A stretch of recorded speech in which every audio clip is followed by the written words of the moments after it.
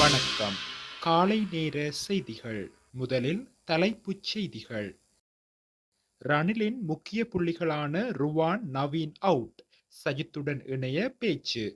JVP விடுத்த கோரிக்கையை நிறைவேற்ற வேண்டும், அனுரவுக்கு அங்கஜன் கடிதம். அரசாங்கத்திற்கு பெரும்பான்மை வழங்கக்கூடாது, விடுக்கப்பட்ட எச்சரிக்கை. முன்னாள் அமைச்சர்கள் மற்றும் இராஜாங்க அமைச்சர்கள் சிலருக்கு எதிராக சட்ட நடவடிக்கை.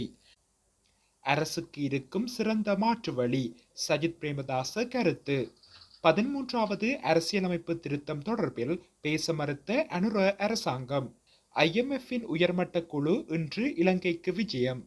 தொடர்பென விரிவான செய்திகள். ருவான் விஜயவர்த்தன, நவீன் திசாநாயக்க உள்ளிட்ட குழுவினர் ஐக்கிய மக்கள் சக்தியுடன் இணைய தற்போது கலந்துரையாடி வருவதாக ஐக்கிய தேசிய கட்சியுடன் தொடர்புடைய நம்பத்தகுந்த வட்டாரங்கள் தெரிவிக்கின்றன.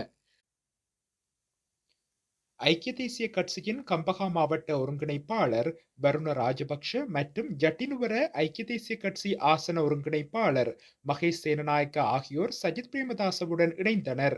இதன் மூலம் கட்சியின் உள்ளே காணப்படக்கூடிய சர்ச்சைகள் வெளிவந்துள்ள நிலையில் ஐக்கிய தேசிய கட்சியின் சிரேஷ்டர்கள் பலர் கட்சியை விட்டு விலகி சஜித் பிரேமதாசவுடன் இணைய தீர்மானித்துள்ளதாகவும் தெரியவந்துள்ளது. சஜித் மற்றும் ரணிலின் இணக்கம் தொடர்பில் எந்தவொரு எதிர்பார்ப்பும் இல்லாத நிலையிலேயே ஐக்கிய தேசிய கட்சியில் இந்த நிலைமை உருவாகியுள்ளது. தனக்கு பிரதமர் பதவி மட்டுமல்ல, அமைக்கப்படும் புதிய கூட்டணியின் தலைமை பதவி வேண்டும். ரணில் விக்ரமசிங்க ஐக்கிய தேசிய கட்சியிலிருந்து நீங்க வேண்டும். அமைக்கப்படும் கூட்டணியின் பொதுச் செயலாளரை நியமிக்கும் பொறுப்பு தனக்கு வேண்டும் என சஜித் பிரேமதாச தெரிவித்துள்ளமையால் சஜித் மற்றும் ரணில் இணைவது ஒருபோதும் இடம்பெறாத ஒரு சம்பவம் என உறுதி செய்யப்பட்டுள்ளது. ரணில் தரப்பில் அடுத்த அரசியல் நகர்வு என்ன என்பதை தீர்மானிக்கும் கலந்துரையாடல் தற்போது ஸ்ரீலங்கா பொதுஜன பெரமுனவில் இருந்து விலகிய மற்றும் ஏனைய அரசியல் குழுக்களுடன் இடம்பெறவுள்ளதாக ஐக்கிய தேசிய கட்சியின் உள்ளக தகவல்கள் தெரிவிக்கின்றன. யுத்தத்தால் மரணித்தோருக்கான நினைவு தூபியை அமைப்பதோடு காணாமல் ஆக்கப்பட்டவர்களுக்கான சான்றிதழ்களை வழங்கவும் நடவடிக்கை எடுக்க வேண்டும் என ஜனாதிபதிக்கு அங்கஜன் ராமநாதன் கடிதம் எழுதியுள்ளார். அக்கடிதத்தில் 2016ஆம் ஆண்டு மார்ச் 8ஆம் திகதி நாடாளுமன்றத்தில் உரையாற்றிய ஜேவிபியின் முன்னாள் நாடாளுமன்ற உறுப்பினர் பிமல் ரட்நாயக்க இனவேறுபாடின்றி யுத்தத்தின் போது உயிரிழந்த அனைவரையும் நினைவுகூரும் வகையில் அரசாங்கம் நினைவு தூபியொன்றை அமைப்பதோடு மே 19ஆம் திகதியை நினைவு நாளாக கடைபிடிக்க வேண்டும் எனவும் தெரிவித்திருந்தார். அதனை கருத்தில் கொண்டு யுத்தத்தினால் தமிழ், சிங்கள மற்றும் முஸ்லிம் குடும்பங்கள் அனுபவித்த துன்பங்களை ஏற்று அமைக்கப்படும் நினைவு தூபியானது முழு நாட்டின் ஒற்றுமை, நல்லிணக்கம் ஆகியவற்றை வலுப்படுத்துவதோடு நினைவேந்தலுக்கான அடையாளமாகவும் அமையும். மேலும் காணாமல் ஆக்கப்பட்டவர்களுக்கான சான்றிதழ் வழங்குவதற்கும் அரசாங்கம் உடனடி நடவடிக்கை எடுக்க வேண்டியது அவசியமாகும். இந்த சான்றிதழ்கள் காணாமல் ஆக்கப்பட்டவர்களின் குடும்பங்கள் எதிர்கொள்ளும் சட்ட சிக்கல்களை தீர்ப்பதற்கு உதவுவதோடு இழப்பீடு மற்றும் பிற வகையான ஆதரவை அணுகுவதற்கும் உதவும் என அக்கடிதத்தில் குறிப்பிடப்பட்டுள்ளது. பொதுத் தேர்தலில் தேசிய மக்கள் சக்தி வெற்றி பெறும். எளிய பெரும்பான்மை பலத்தையே மக்கள் வழங்க வேண்டும். 3/2 பெரும்பான்மையை வழங்கினால் அரசாங்கமும் இல்லாதொழியும், நாடும் பாதிக்கப்படும் என முன்னாள் நாடாளுமன்ற உறுப்பினர் உதயகம்மன் பில தெரிவித்துள்ளார். முன்னாள் பாராளுமன்ற உறுப்பினர்களுக்கு வழங்கப்பட்ட பாதுகாப்பினை மீள பெற்றுக் கொண்டுள்ளமை சிறந்த தீர்மானமாகும். அரச பாதுகாப்பினை பெறுவதாயின் ஒன்று மக்கள் பிரதிநிதியாக இருக்க வேண்டும் அல்லது உயிரச்சுறுத்தல் ஏதும் காணப்பட வேண்டும். நாங்கள் தற்போது மக்கள் பிரதிநிதிகள் அல்ல, ஆகவே விசேட பாதுகாப்பு அவசியமற்றது. முன்னாள் நாடாளுமன்ற உறுப்பினர்களுக்கு வழங்கப்படும் ஓய்வூதியத்தை ரத்து செய்வதாக அரசாங்கம் குறிப்பிடுகின்றது. முன்னாள் நாடாளுமன்ற உறுப்பினர்களில் பலர் அரசியலுக்கு பிரவேசிப்பதற்கு முன்னர் வகித்த அரச உயர் பதவிகளை துறந்துள்ளார்கள். அவர்களால் இனி அரசு சேவையில் இணைய முடியாது. ஆகவே ஓய்வூதிய கொடுப்பனவு தொடர்பில் எடுத்துள்ள தீர்மானத்தை அரசாங்கம் மீள்பரிசீலனை செய்ய வேண்டும்.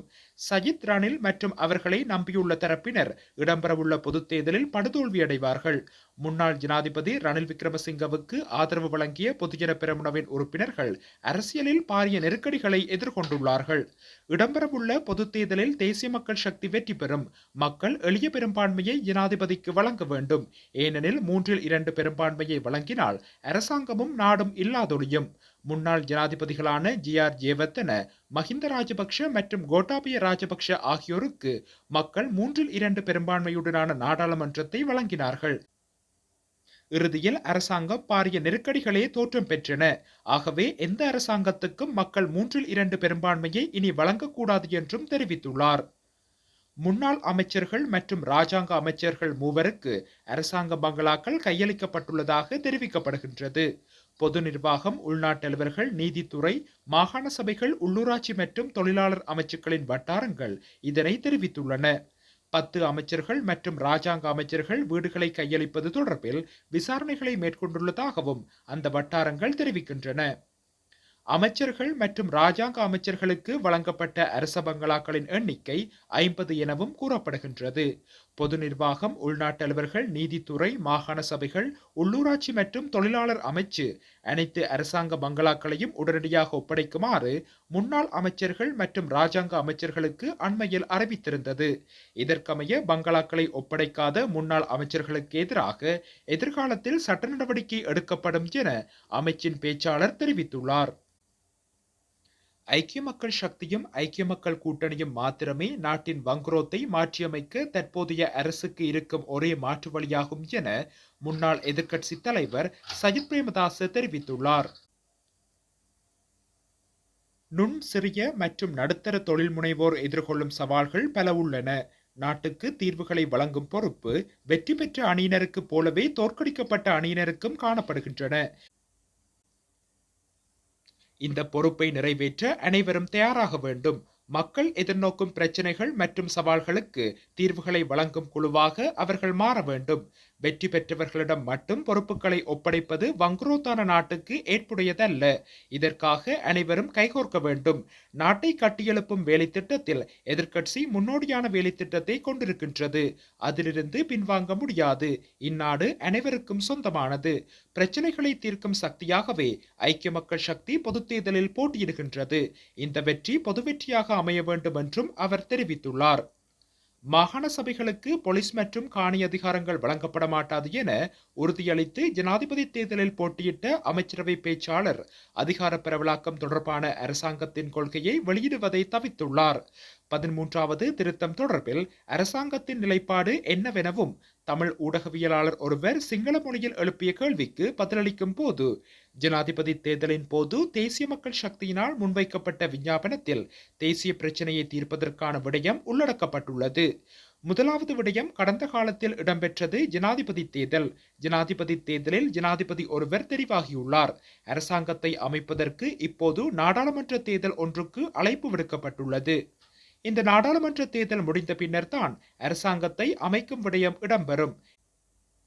எனவே எமது தேர்தல் விஞ்ஞாபனத்தில் புதிய அரசியலமைப்பை உருவாக்கி அதனை இந்நாட்டு மக்களிடம் சமர்ப்பித்து இந்த நாட்டு மக்களின் பொதுக்கருத்தின் அங்கீகாரத்தை பெற்று தேசிய பிரச்சினைக்கு தீர்வு காண்பதற்கான கொள்கை மற்றும் வேலை திட்டம் தெளிவாக உள்ளது என்று தெரிவித்துள்ளார். அரசியல் கைதிகள் விடுதலை செய்யப்பட வேண்டும். அதற்கான சட்ட கட்டமைப்பு உள்ளது.